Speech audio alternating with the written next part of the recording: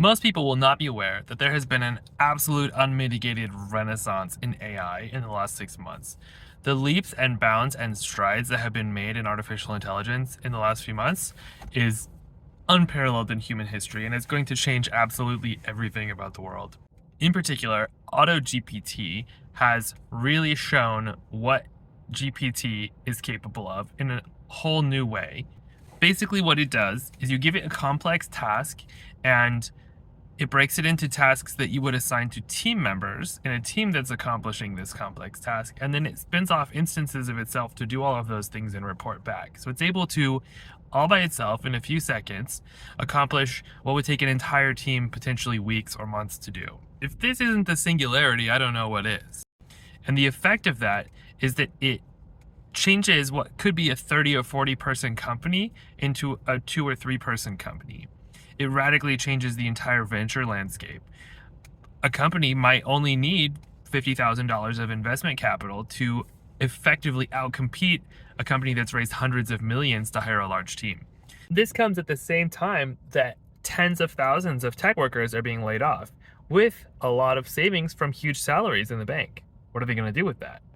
Okay, so last week there was an experiment done where a group of venture capitalists took a 1x performer software engineer and a 10x performer software engineer, put them next to each other to work on a similar task, and gave them both AutoGPT to enable them to do the tasks.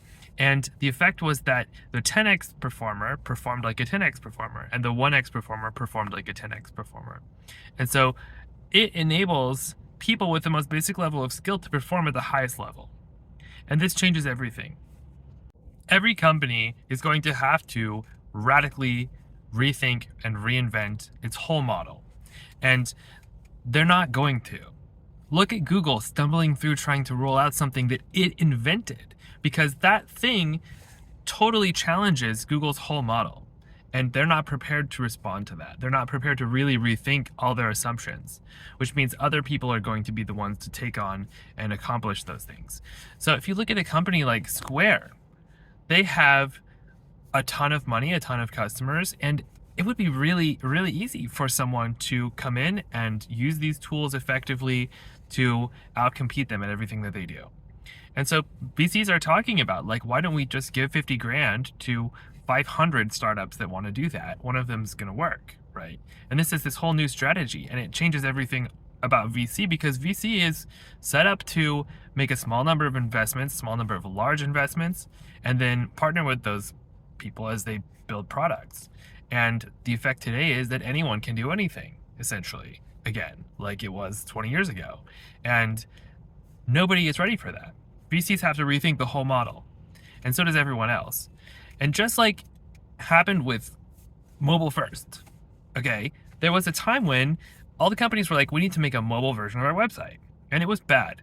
And today it's the opposite way, because the companies that survived, the companies that took over those incumbent positions that went away, are the companies that started with mobile first.